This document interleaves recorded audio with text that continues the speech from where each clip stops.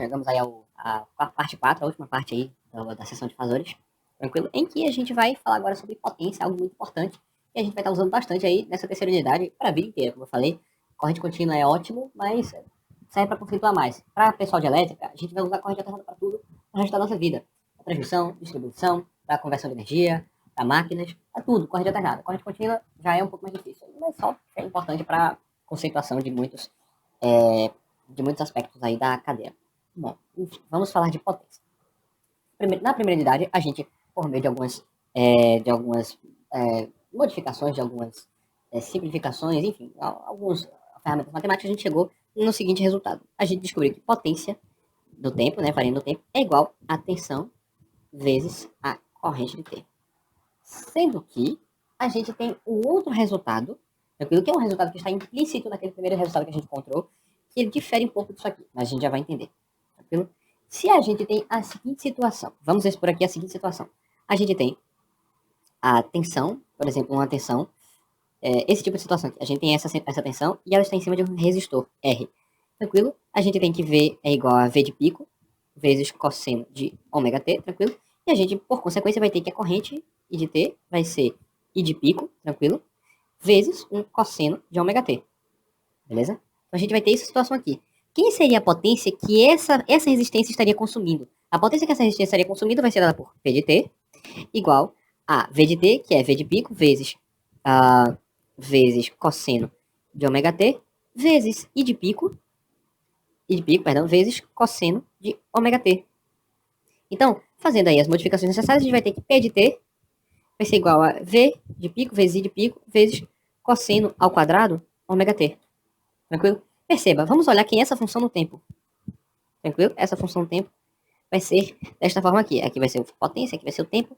Aqui vai ser 1, no caso vai ser V vezes I, tranquilo? E aí você vai ter que ser cosseno ao quadrado, então isso vai ser da seguinte forma. Vai ser assim, como o cosseno ao quadrado, ele não vai atingir valores negativos. E aí até vai, né? Aí aqui vai ser π sobre 2, aqui vai ser π, e aqui vai ser 3π sobre 2, e aqui vai ser 2π, e aí ignora o resto.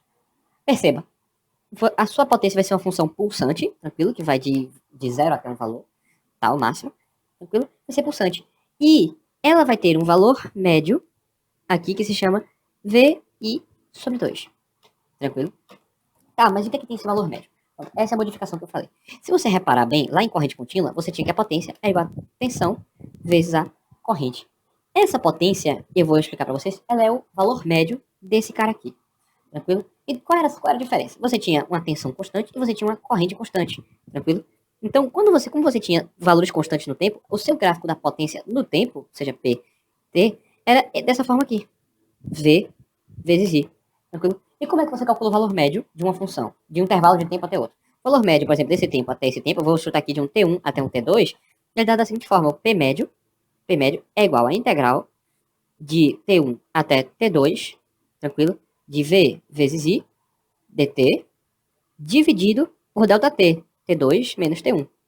Isso aqui vai ser igual a V vezes I, que são valores constantes e saem da integral, vezes T2 menos T1, dividido por T2 menos T1. Isso aqui é igual a V vezes I. Ou seja, a potência média é igual à potência no tempo. É igual a expressão da potência no tempo. Sendo que esse cara aqui que calcula é a potência média. A mesma coisa a gente vai fazer aqui. Vai calcular a potência média. Como é que a gente faz o cálculo da potência média? A gente pega do intervalo de 0, né? O intervalo que precisa para completar um ciclo. Então é de 0 até 2π. Tranquilo? Então a gente vai fazer a integral desse cara de 0 até 2π. Mas a gente já sabe, já tem um conhecimento prévio de que a integral, o valor médio do cosseno é igual ao eixo no qual o cosseno oscila. Se você perceber, esse cosseno aqui ele está oscilando com uma frequência duas vezes a frequência original, que é o ômega t, em volta do eixo V vezes I sobre 2. Então essa potência média, esse P médio aqui, ele vai ser igual a V vezes I sobre 2, que seria assim, na média, qual é a potência que ele fornece? É como se ele aqui fornece uma determinada quantidade de potência, tranquilo? Desse intervalo aqui, e desse intervalo aqui, tranquilo? E daqui para cá, ele, entre aspas, consome. Ele não consome porque ele tem que... seria consumir em relação a esse eixo T, não estaria abaixo desse eixo T, ele consome. Então, na média, é como se ele estivesse fornecendo essa potência aqui, tranquilo? Continuamente. Então, essa potência aqui, e como ele está em regime permanente, eu posso falar desse fornecimento contínuo de potência, esse valor médio de potência fornecido, ele vai ser dado por V vezes I sobre 2. Veja que coisa interessante. Isso é a mesma coisa de V sobre raiz de 2 vezes V sobre raiz de 2. Opa, desculpa, vezes I sobre raiz de 2. Ou seja, valor eficaz vezes I, valor de eficaz. VRMS, né? Vezes I, RMS. Ou seja, é por isso que a gente coloca o raiz de 2. Tranquilo? Justamente por esse resultado aqui acontecer. Quando você vai calcular a potência que ele fornece, tranquilo? Ele vai ser V sobre raiz de 2 vezes I sobre raiz de 2. Que é a mesma coisa de VRMS vezes IRMS. Então é por isso que a gente, quando vai fazer o fasor, a gente já coloca ele na forma eficaz. Porque ao invés de a gente lidar com. Ao invés de a gente lidar com esse valor de pico, a gente lida com o valor eficaz, que é justamente se esse V fosse de corrente contínua, em regime de corrente contínua, tá certo? A potência poderia ser calculada por V vezes I, e não por V sobre 2 vezes I sobre 2. Beleza? Então, a gente já descobriu o primeiro resultado aqui. Quando eu tenho uma resistência, a potência fornecida é dada por essa fórmula aqui.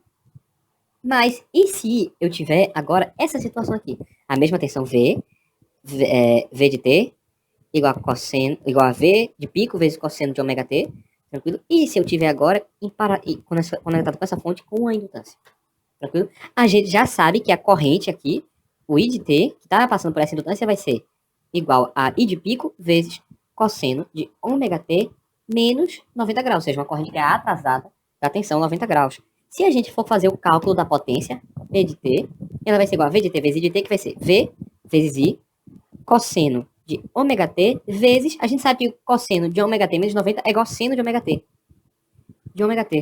E aí perceba, quem é esse cara? Se você lembrar, esse cara vem dessa mesma fórmula aqui, ó. É seno de ômega T, de 2 ômega T, é igual a 2 vezes cosseno de ômega T, vezes seno de ômega T. Então, seno de ômega T sobre 2 é igual a esse cara aqui. Então a gente vai dizer que P de T é igual a V vezes I, vezes seno de 2 ômega T sobre 2. Opa!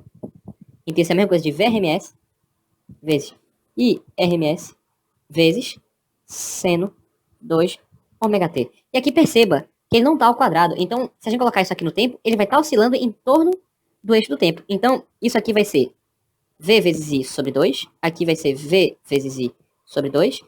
E aqui você vai ter um seno de 2 θ. Então, 2 ômega T. Então, aqui vai ser π sobre 2. Aqui vai ser π. Aqui vai ser 3π sobre 2. E aqui vai ser 2π. Mais ou menos assim, algo assim. Então, isso aqui vai ser assim. Tranquilo? Ó, vão ser 2 ciclos de seno. Já que o seno está oscilando com 2 vezes a frequência. Tranquilo? Então perceba, se a gente for calcular o valor médio dessa potência aqui, ele é nulo. Já que agora sim ele absorve potência, depois fornece potência. Absorve potência, porque aqui eu não poderia que absorve potência, porque o tempo todo esse gráfico é positivo. Então ele só absorve potência, aí aqui ele absorve mais potência, aí aqui ele absorve mais potência. Então se eu fizesse a média, assim, se eu calculasse o valor médio de potência que ele consome por intervalo de tempo, por segundo, a gente vai ver que no frigir dos ovos é isso mesmo. Se a gente fizer a integral desse cara aqui, tranquilo, por exemplo, em um ciclo todo, que seria daqui até aqui, a gente faz a integral da área de baixo desse cara aqui. Se a gente fizer a soma do que seria, por exemplo, V vezes I sobre 2 e multiplicasse por esse intervalo de tempo de 0 até 2π, a gente encontraria a mesma resposta. Tranquilo? Já esse cara não. Ele fornece uma quantidade. Ele absorve uma quantidade, depois ele fornece essa mesma quantidade. Absorve a mesma quantidade, fornece a mesma quantidade. Ou seja, o trabalho líquido que ele está realizando é nulo. Mas ainda assim, esse cara é responsável por consumir uma determinada quantidade de corrente. Por mais que essa energia não realize trabalho líquido, no fim das contas, ele ainda consome essa quantidade de corrente. Então, a gente tem que supor aqui uma quantidade de energia que ela não é uma potência ativa, mas é uma potência que não realiza trabalho. Tranquilo? Então, quando a gente vai conceituar esse cara, a gente não vai conceituar agora o valor médio, a gente vai pegar o valor de pico. Então, o valor de pico é esse cara aqui. Esse valor de pico a gente chama de Q. Esse Q, aqui, esse P médio que a gente chamou aqui, eu vou chamar de potência P médio. Ele vai ser igual a potência ativa. Potência ativa. E vai ser medida em watts. Tranquilo? Esse cara aqui, que vai ser o quê? Que vai ser o valor de pico, que aí ele vai ser VRMS também, VRMS vezes IRMS, ele vai ser medido como volt ampere reativo, ou seja, potência reativa. P, que é medido em watts, a gente fala que é a potência ativa, e o Q a gente vai chamar de potência reativa, ou seja, potência reativa. Ou seja, é a quantidade, se você lembrar lá de que eu falei de impedância, é reatância indutiva, reatância capacitiva, então para combinar aqui vai ser potência reativa, tranquilo? Ou seja, é a parte da potência que não produz trabalho, é como se fosse a potência perdida, tranquilo? É como se fosse o seguinte, você tem um refrigerante, Tranquilo? Você tem um copo de refrigerante aqui, beleza? E você começa a colocar o refrigerante. E aparentemente o refrigerante enche o copo. Mas quando você esperar, ó, uma parte aqui, só essa parte vai ser refrigerante, e essa parte aqui vai ser tudo espuma. Parece que encheu o copo, ou seja, parece que chegou no limite, mas na verdade você ainda tem como colocar, você ainda tem como colocar mais trabalho. Mas você não pode, porque se você colocar essa espuma toda vai transbordar, tranquilo? Ou seja, essa potência aqui é a potência reativa. E essa potência aqui, que representa realmente o líquido, é a potência ativa, tranquilo? Então, você percebe que existem duas parcelas. E aqui a gente está falando de uma situação em que, primeiro, você só tem resistência, e aqui você só tem indutância. Se eu falar de uma situação agora em que você tem capacitância, o que acontece? Então, você vai ter aqui a mesma onda, V de T, V de pico, vezes cosseno de ômega T, tranquilo? E você vai estar conectando isso aqui com uma capacitância C. Então, você sabe que a sua corrente aqui vai ser I de T, vai ser igual a I de pico, vezes cosseno de ômega T mais 90 graus. Tranquilo? Então, quando você for calcular a potência, P de T, ela vai ser igual a V vezes I vezes. Você sabe que cosseno de ômega T é igual a menos cosseno de ômega T mais 90 é igual a menos seno de ômega T. V vezes I vezes cosseno de ômega T vezes, e o menos eu vou colocar aqui, seno de ômega T. A gente já sabe o que esse cara aqui significa, então P de T é igual a menos V vezes I sobre 2 seno de 2 ômega T.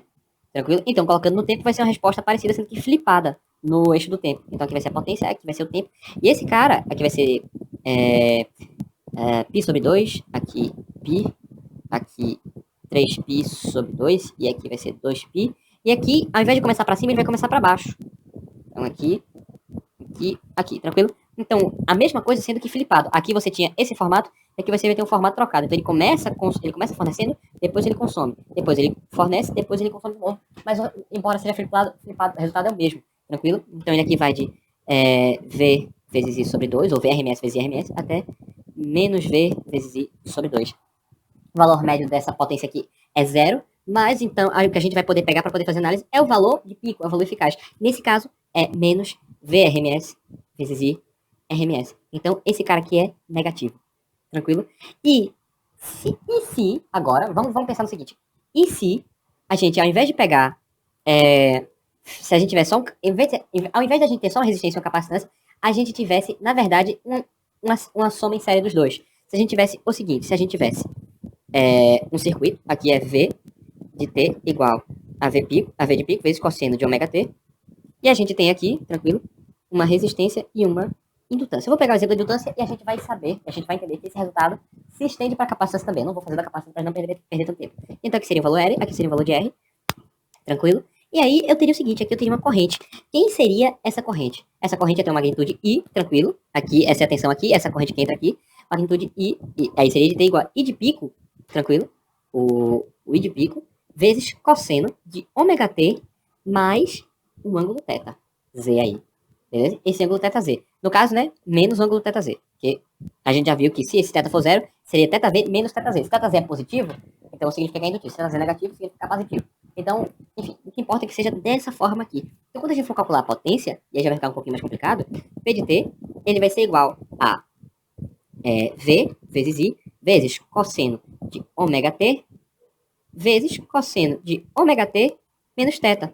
Z. Aí a gente teria que fazer aquela separação. Cosseno de ômega T menos θz, né? É igual a cosseno de ômega T vezes cosseno de θ, Z, menos, aqui, seno de ômega T vezes seno de θz. Tranquilo? θz é um valor constante. Então, a gente teria esse tipo de situação aqui, ó. P de T seria igual a V vezes I vezes cosseno de ômega T ao quadrado vezes cosseno de θz, tranquilo? Mais, no caso, né, menos V vezes I, V vezes I ainda estou falando de valor de pico, tá? Vezes, aí você vai ter cosseno de ômega T vezes seno de ômega T. Então isso aqui é sobre 2 seno de ômega de 2 ômega T vezes seno de θz. Tranquilo? E aí perceba, vamos estender essa fórmula aqui. P de T é igual a V vezes I vezes cosseno ao quadrado de ômega T vezes cosseno de θz, tranquilo? Menos V vezes I sobre 2 vezes seno de 2 ômega T vezes seno de θz. E aí perceba uma coisa muito interessante. Se eu calcular o valor médio desse cara aqui, o valor médio dessa função aqui é zero, então esse cara vai para zero, e o P médio, ele vai ser igual a V vezes I sobre 2 vezes cosseno de θz.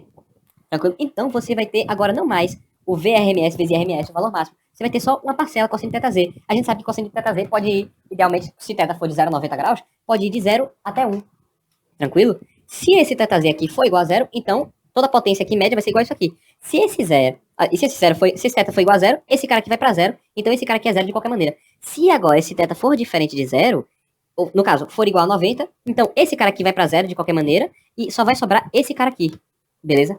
Agora, desculpa, isso aqui é menos θ, né? Então esse aqui fica mais. Se esse é menos θ, então seno de menos θ aqui, esse aqui é menos seno de ômega t vezes seno de menos θz. Então esse aqui fica mais. Tranquilo, foi mal. Um breve engano aqui. Tá bom? Já que eu tô falando com o indutor, isso aqui, o resultado teria que ser positivo de qualquer jeito, tá?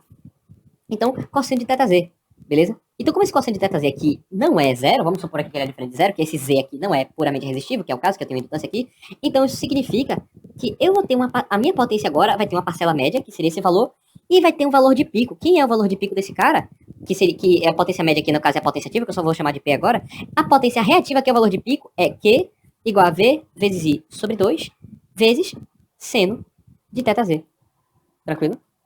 Então perceba, você aqui vai ter agora a sua potência de T, ela vai ser dividida em duas parcelas. Uma parcela que é o valor médio, que vai ser menor agora do que VRMS vezes IRMS, e uma parcela que é o valor de pico, que também vai ser menor, já que o seno, quando ele vai de 0 a θ, o seno vai de 0 a 1, quando o θ vai de 0 a 90 graus, né? No caso, a relação é trocada, mas vocês entenderam. Não, desculpa, a relação é trocada no cosseno, aqui tá certo. O valor de pico também é menor do que V vezes VRMS vezes IRMS. Tranquilo? Então aqui, quando eu tenho já um resultado aqui que não é uma resistência pura nem uma indutância pura, a potência que eu vou definir agora se chama potência aparente, é um número complexo, e ele vai ser igual a potência ativa, que é o P médio, mais J vezes a potência reativa, que é o valor de pico. Tranquilo? E essa potência, eu vou explicar para vocês a definição. Eu vou explicar para vocês por que a definição é assim, mas eu não vou provar como é que chega nessa definição, beleza? Eu vou definir que essa potência reativa é igual a V fasor V vezes o fasor I conjugado. Essa é a definição da potência aparente. Potência aparente, e essa potência aqui, ela é medida em volt ampere. Potência ativa é medida em watt, potência reativa é medida em volt ampere reativo, e potência aparente é medida em volt ampere, justamente por ser uma soma disso aqui para isso aqui. Mas ele tem, esse cara watt tem o valor de volt vezes ampere, o cara de volt ampere reativo também tem o valor de volt vezes ampere, e esse cara aqui, S, também tem o valor de volt vezes ampere. Mas esse cara é um valor médio, esse cara é um valor de pico, e logo, pra gente não ter problema de definição, é volt vezes ampere, então é volt ampere. Tranquilo? O S. VA. Beleza. Então, se a gente agora fosse avaliar esse problema fasorialmente, vamos ver se o resultado é o mesmo? Tranquilo? Agora a gente vai ter os fasores. Fasor V é igual a V vezes ângulo 0 graus, que foi o que a gente definiu. E o fasor I é igual a é igual a I vezes ângulo de menos θz. Eu botei o vetor no final. Menos θz. Tranquilo? Então, se a gente fizer a conta, segundo a definição aqui, a gente vai ter que S é igual a V vezes I conjugado. Isso aqui vai ser igual a V vezes I, né? Valor RMS, com um ângulo aqui 0 menos θz. Por quê? É o conjugado. Conjugado de I é mais θz. Tranquilo? Então é a mesma coisa eu colocar um mais aqui. Isso vai ser igual a V vezes I, ângulo θz. E aí, se a gente fizer a representação disso aqui na forma retangular, que a gente tá aqui na forma polar, e esse cara aqui, V vezes I, é igual ao módulo de S, então se a gente fizer na representação retangular, a gente vai ter que S vai ser igual a V vezes I, e de novo, tô falando de valor eficaz, tá?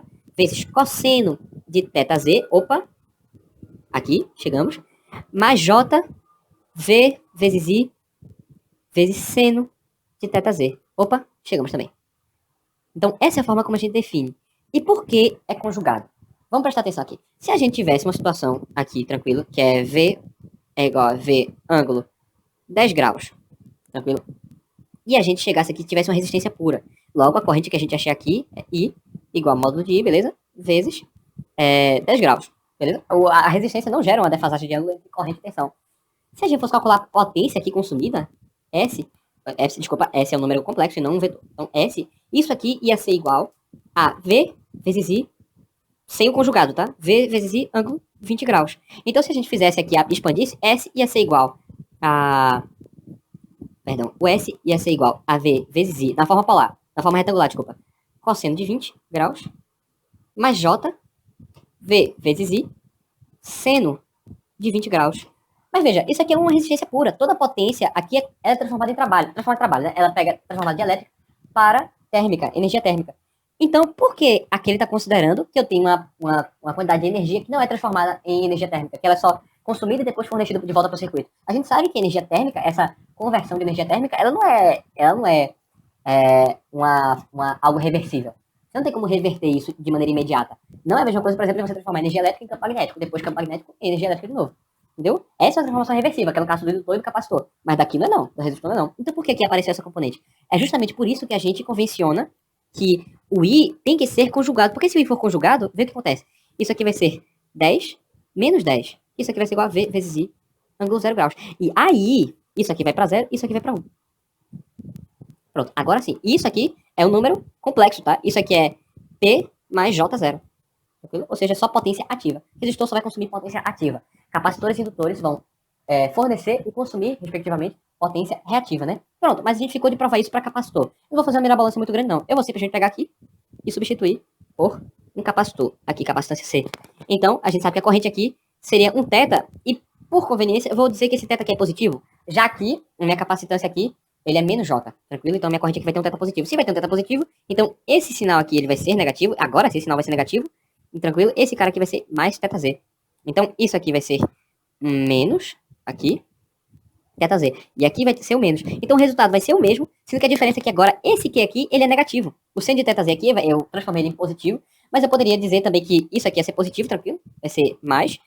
E esse θz aqui, como ele vai ser negativo, interno, esse θz interno vai ser negativo, tranquilo? Pronto, eu vou fazer isso mesmo. Aqui eu vou manter o sinal negativo, tranquilo? Mas esse θ aqui, θz, é menor do que zero, tá bom? Então, isso aqui vai ser mais θz, tranquilo? Isso aqui vai ser menos θz. Opa, desculpa. Vai ser um menos θz, tranquilo? Isso aqui vai ser o mais. E a diferença é que esse sinal aqui, ele vai ser... Desculpa, esse aqui vai ser mais também. Esse sinal, eu me enrolei um pouquinho, acho. Não tem problema não. Esse sinal aqui, ele vai ser negativo. Esse seno vai ser negativo porque o θz, eu já disse aqui, quando ele é capacitor, ele é menor do que zero. Então, quando a gente pegar esse Q aqui, V vezes I sobre 2, sendo θz, esse θz é menor do que zero, tranquilo? É um θz menor do que zero. Então, quando a gente vier aqui e calcular esse mais JV vezes I e for do capacitor, a gente vai encontrar que esse resultado aqui vai ser um número menor do que zero.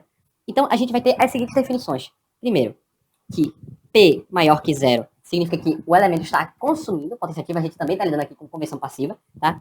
Q maior do que zero significa que o elemento é indutivo e, portanto, ele está consumindo potência reativa. E se Q for menor do que zero, significa que o elemento é capacitivo e ele está fornecendo potência reativa. Do mesmo jeito que o resistor só pode consumir potência ativa, o indutor só pode consumir potência reativa e o capacitor só pode fornecer potência reativa. O capacitor nunca vai poder consumir potência reativa. Ele sempre vai fornecer, tranquilo? Pela convenção passiva, o Q do capacitor é negativo, o Q do indutor é positivo e o P do resistor ele é positivo. A fonte, se ela estiver fornecendo potência, o P dela vai ser negativo. E a fonte pode... E agora, algo interessante que aparece aqui. A fonte pode tanto fornecer potência reativa, como pode também consumir potência reativa. Mesmo que, concomitantemente a isso, ela esteja fornecendo potência ativa. Ou seja, eu posso ter uma fonte que fornece potência ativa e consome reativos. Ou eu posso ter uma fonte que fornece potência ativa e fornece reativos também. Tranquilo? E aí, algo importante que aparece. Se você notar, ó, o valor de S, ele está acompanhado de um cosseno de θz. Esse cosseno de θz, se a gente chamar θz, que é comumente chamado aí de φ, se chamar esse θz de φ, a gente vai ter que esse cosseno de φ, ele vai ser chamado, ele vai ser um parâmetro muito importante chamado fator de potência. O que é esse fator de potência? Indica justamente o quanto da minha potência aparente, aquele esquema lá do refrigerante, o quanto da minha potência aparente é realmente uma potência que tá realizando trabalho, está sendo transformada em calor, ou então está sendo transformada em movimento, em torque, beleza, se for o caso de uma máquina, de um motor elétrico, tranquilo? Essa potência aqui, esse fator de potência indica o quanto da minha potência aparente é potência ativa, tranquilo? E essa potência é igual a cosseno de φ. E aí, se ele, por exemplo, me der o módulo de S, que é a potência reativa, e se ele me der, por exemplo, o fator de potência, eu tenho como descobrir quem é a potência ativa, sabendo que P é igual a módulo de S vezes o fator de potência. Tranquilo?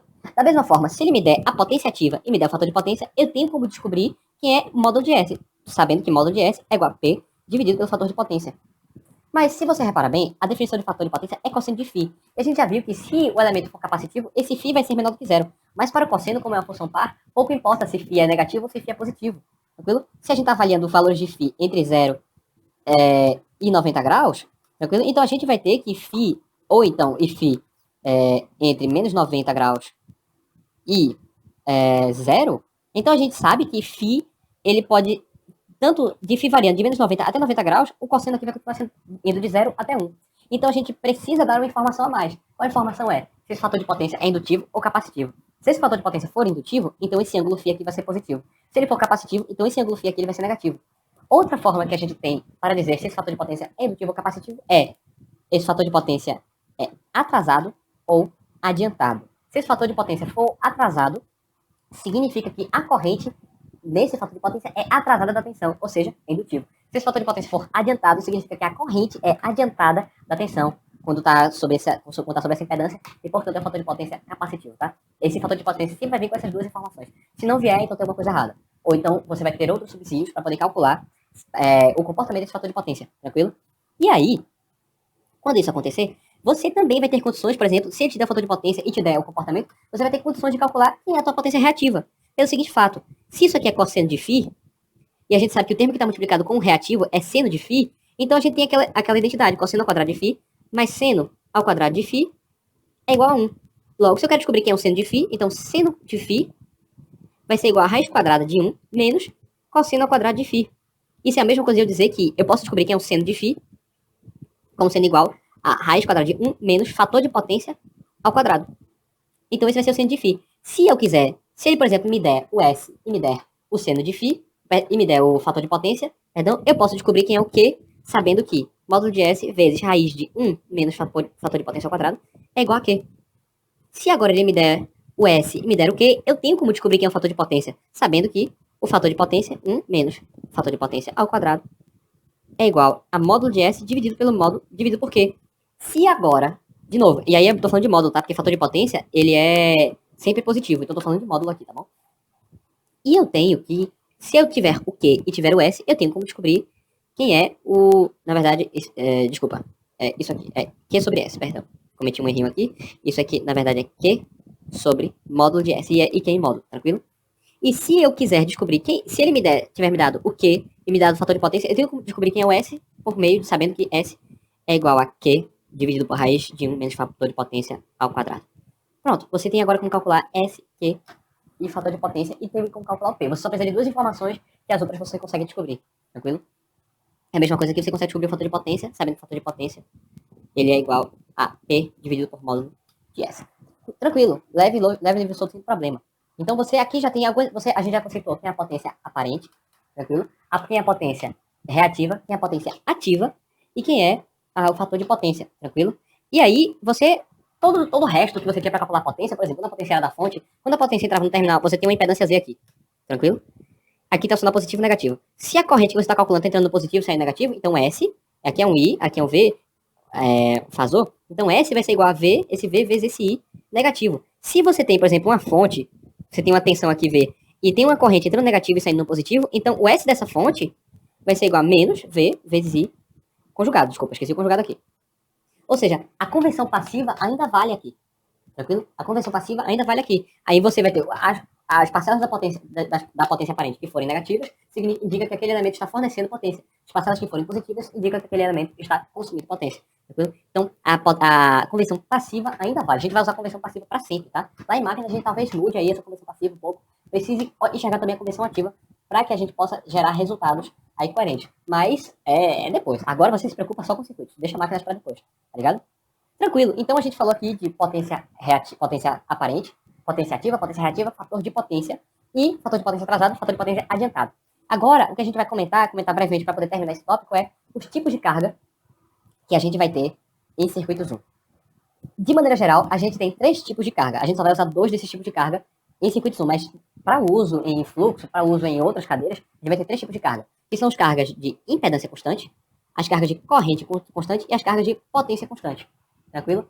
Todas elas vão se valer da situação em que a gente tem que S, no caso S constante, tá? Não é P constante, S constante. S é igual a V vezes I conjugado. Qual a diferença aqui é o seguinte? Vamos começar com as cargas de potência constante. As cargas de potência constante, elas vão ter, quando fala potência, tá? É só o módulo, tá bom? Módulo de I e o Z, não. Z O Z é fasor constante. E aqui também, o I é fasor constante. Não, é tudo constante. Tá bom, essa porcaria. Tá? Aqui no caso, é o vetor. Aqui é o fasor corrente que é constante. E aqui é o vetor ângulo, potência, perdão, aparente que é constante. Eu defini errado aqui. É isso aqui não. Então, quando a gente tiver nessa situação aqui, da potência constante, então esse cara aqui é constante. Logo, esse produto aqui, se um variar, o outro também tem que variar para manter essa potência constante. Então, se eu tenho, por exemplo, aqui, uma carga de potência constante. Essa carga, por exemplo, ela tem módulo de S igual a 1 MVA, megavolt ampere, beleza? E fator de potência 0,8 atrasado. A gente sabe que o fator de potência 0,8 atrasado significa que ele é indutivo. Então, se eu colocar isso aqui na forma retangular, o teu S ele vai ser igual a 0,8 MVA, ou seja, 800 kVA. Então, 800K. E fator atrasado, então significa que ele é indutivo, então significa que o J é positivo. É J 600K a isso aqui, volt ampere. Tranquilo? Então, essa vai ser a tua potência. Essa potência vai ser constante. Então, se eu tenho aqui um V, tranquilo, uma determinada tensão V, independente de qual seja o valor de V, a tua corrente I, ela vai ser determinada por essa fórmula. Ou seja, I vai ser igual a S sobre V conjugado. Lembrando que aqui essa fórmula é com I conjugado, tá? Então I conjugado é igual a S sobre V, e então I vai ser igual a S sobre V conjugado. Tranquilo? O conjugado do conjugado é o próprio vetor, sem ser o conjugado, tá bom? Então, se eu alterar V, eu vou ter que alterar I na mesma proporção para manter essa constante, já que essa é constante. Agora, se eu tiver uma situação em que a minha carga de corrente constante, já é um pouquinho diferente. O teu S vai poder variar. Assim, é como se eu tivesse uma relação linear. É como se eu tivesse aqui S igual a V vezes I conjugado, em que o teu valor de I é constante. Então, se eu altero V, eu vou estar alterando S. Então, se eu tenho uma carga de potência de corrente constante, eu vou ter essa relação aqui. Mas essa carga aqui a gente não vai usar em circuito zoom. A gente só vai agora lidar com impedância constante e o S constante, e com potência constante. Impedância constante é algo que a gente já tinha visto bastante na primeira unidade, que é justamente com os parâmetros R, que na primeira unidade era só R, com o valor de R constante. Aqui vai ser os valores de R e de JX constante, seja XL ou XC. Tranquilo? Então, vão ser as cargas constantes. Como é que a gente calcula esse Z aqui? Né? Porque a gente acabou só comentando de V vezes I. Mas como é que eu faço para calcular aqui quem é a minha impedância? Como é que eu descrevo quem é a minha impedância? Então, vamos tratar um pouquinho sobre isso. Certo? Se eu tiver aqui, por exemplo, uma resistência pura, beleza? Uma resistência pura, de valor R. Aqui eu tenho uma tensão, um fasor tensão V, e aqui, portanto, eu vou ter um fasor corrente I. Então, você tem essa corrente aqui. Você sabe que para calcular a potência desse resistor é igual a V vezes I conjugado. Sendo que, se eu quiser deixar essa potência em função só do R e do I, ou então em função só do R e do V, como é que eu faço? Eu sei que pela lei de Ohm, V é igual a R vezes I. Tranquilo? Isso aí parece relutância. R vezes I. Se eu quiser deixar aqui só na forma só em função de R e de I, é só substituir esse V aqui. Então isso vai ser R vezes I conjugado. A gente sabe que é I vezes I conjugado. Então isso aqui vai ser igual a R vezes módulo de I ao quadrado. É uma forma muito parecida com a forma que a gente tinha na primeira unidade. Se agora eu quiser deixar em função da resistência e da tensão, então é só pegar isso aqui e pegar aqui I é igual a V sobre R e, portanto, I conjugado é igual a V conjugado sobre R conjugado. R conjugado é o próprio R, já que é o número real. Então, S aqui vai ser igual a V vezes V conjugado dividido por R, que é a mesma coisa de módulo de V ao quadrado sobre R. Também um problema, uma situação muito parecida lá com a primeira unidade. Se agora a situação for de um indutor, tranquilo? Eu tiver uma tensão V, eu tiver uma corrente I aqui, tranquilo? Aqui é JXL. Então, a minha potência aqui, sabendo que isso aqui vai ser V igual a JXL vezes I, S vai ser V vezes I conjugado. Se eu quiser deixar só em função de JXL e de I, então é só substituir aqui, isso é um I, tá? Então isso aqui vai ser JXL e I conjugado. Isso aqui vai ser igual a JXL vezes módulo de I ao quadrado. Então perceba, o próprio J aqui aparece naturalmente. Então a gente já sabe que essa potência aqui é reativa, beleza? Esse S aqui é só potência reativa. E ela é positiva, porque o XL é positivo e o módulo de I é um módulo positivo. Então, quando a gente estiver falando aqui com S, com indutor, esse J tem que dar negativo. Inclusive, quando a gente estiver falando tem que dar positivo, desculpa. Inclusive, quando a gente estiver falando, colocando o S em função de V e do I. Então, se eu quiser colocar aqui o S em função do V e do, perdão, do V e do JXL, eu vou ter o seguinte, eu vou ter que V sobre JXL é igual a I. Se eu estiver lidando com I conjugado, então isso vai ser V conjugado dividido por JXL conjugado. Que é o conjugado de JXL menos JXL. Já que com a parte real, é o mesmo número complexo com a parte real, sendo que com sinal trocado. Então, substituindo aqui, eu vou ter que S é igual a V vezes V conjugado dividido por menos jxl. Isso é igual a módulo de v ao quadrado sobre menos jxl. Se eu tinha que menos j era igual a 1 sobre j, então j é igual a menos 1 sobre j.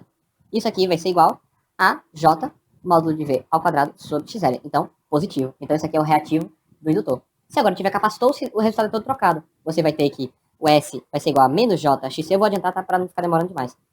Módulo de ao quadrado. E eu posso também escrever isso aqui é menos j módulo de v ao quadrado dividido por xc. Então, é dessas formas aqui. Beleza. Então, quando eu tiver uma carga de potência constante, como é que eu modelo essa carga? Primeiro, se eu tiver uma carga... Então, a única situação que eu vou modelar essa carga com impedância é com carga de impedância constante. Quando a carga for de potência constante, você não modela essa carga. Tranquilo? Se a tua carga for de potência constante, você não modela a carga. Se a tua carga for de impedância constante, aí você pode modelar a sua carga. O que vai acontecer? Você vai ter uma carga, por exemplo, que ela vai estar assim. Por exemplo, a 2000 volts, quando o módulo de V é 2000 volts, e aí como a gente costumeiramente usa V como uma referência, a gente fala que o fasor aqui vai ser 2K, 2000, né, ângulo 0 grau. Nesse fasor aqui, você tem um consumo de, por exemplo, 2 kW e 2 kVAR indutivo, tá ligado? Ou seja, o teu S vai ser igual a 2K mais J, 2K. Tranquilo? Se essa é uma carga de impedância constante, eu vou ter uma corrente aqui e eu tenho como modelar a impedância a partir da tensão, beleza? E a partir da potência. Como é que eu faço isso? Eu posso fazer isso direto, tranquilo? Por exemplo, aqui eu falei para parâmetros únicos, só R ou J. Mas se aqui eu tivesse uma situação com R e um JXL, tranquilo? A mesma coisa ia acontecer aqui, sendo que isso aqui ia ser um Z, esse aqui ia ser um Z, tranquilo? E aí eu ia ter que, nesse caso, o meu S, ele ia ser igual a Z, que ia ser um número complexo, beleza? Vezes módulo de I ao quadrado. Ou então eu ia ter que S ia ser igual a V ao quadrado dividido por Z conjugado. Tranquilo? Eu ia ter esses dois resultados, se eu tivesse esse equivalente aqui. Como é o caso daqui, tranquilo, você está vendo que o meu S, ele tem uma parte real e uma parte imaginária. Então a gente pode esperar que ele seja dessa forma. Então se a gente quiser modelar dessa forma, a gente pode dizer que o S vai ser igual a módulo de V ao quadrado dividido por esse Z conjugado. E a gente ter que o Z, então, ele vai ser igual a módulo de V ao quadrado dividido por S conjugado. O módulo de V conjugado é o próprio módulo de V, já que o módulo de V ao quadrado é um número constante. Então, dividido por S conjugado, a gente acharia o S dessa forma. Se a gente achasse o S dessa forma, a gente estaria descrevendo que o S, a gente estaria modelando o Z, como se ele fosse uma impedância em série.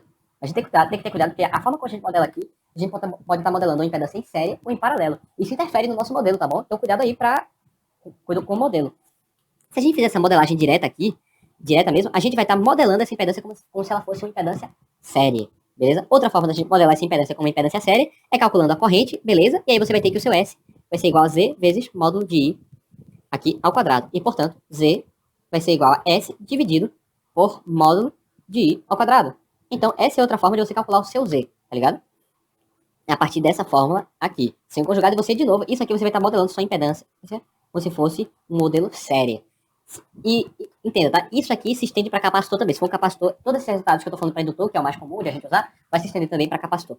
Tranquilo? E aí, você vai ter a seguinte situação.